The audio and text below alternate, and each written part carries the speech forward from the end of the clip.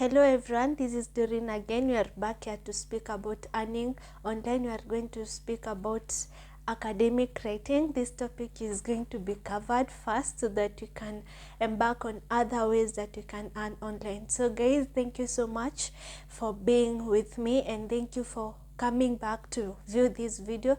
So guys, subscribe, like, share and comment, and I will really appreciate your support.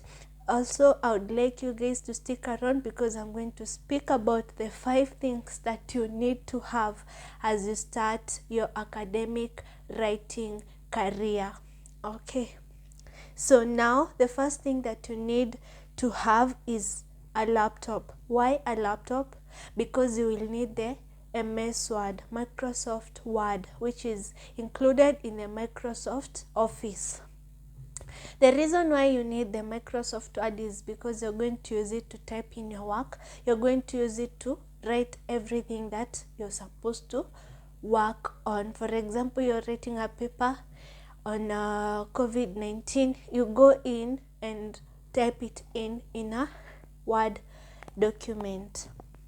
Also, the MS Office has Excel, which is very useful for you because it helps you to write your invoices. It helps you to do your maths paper. For those who can do technical papers, it really helps you to do your technical papers such as math, statistics and other things.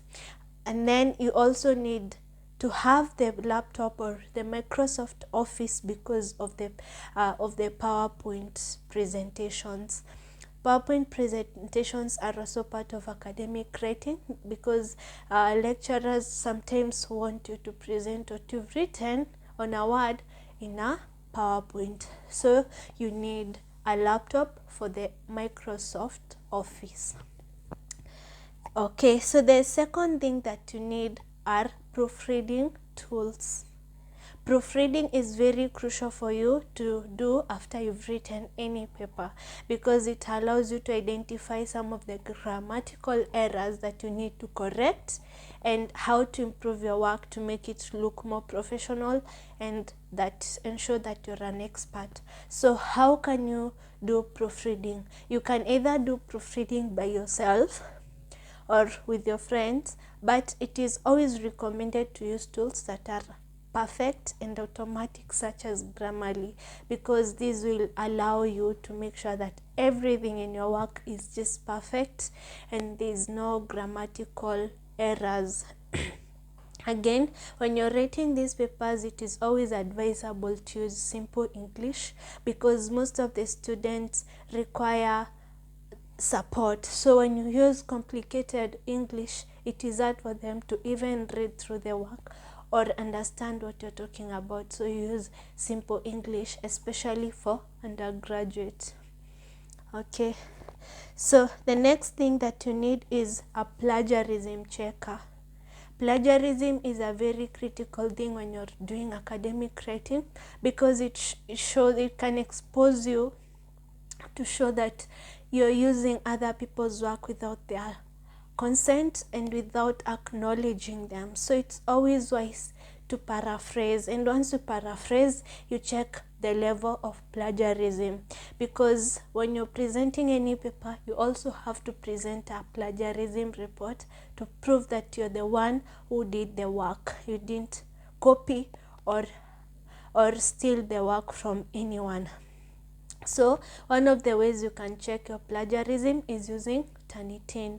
Turnitin is the most reliable one because it allows you to check both plagiarism and AI. And AI is more serious than even plagiarism because it shows that you really didn't do anything. You just went and gave the maybe ChatGPT your work and it did for you and you did not even try to rewrite that work. So make sure you have 0% AI and less than 10% in plagiarism. So what do you use? You use Turnitin.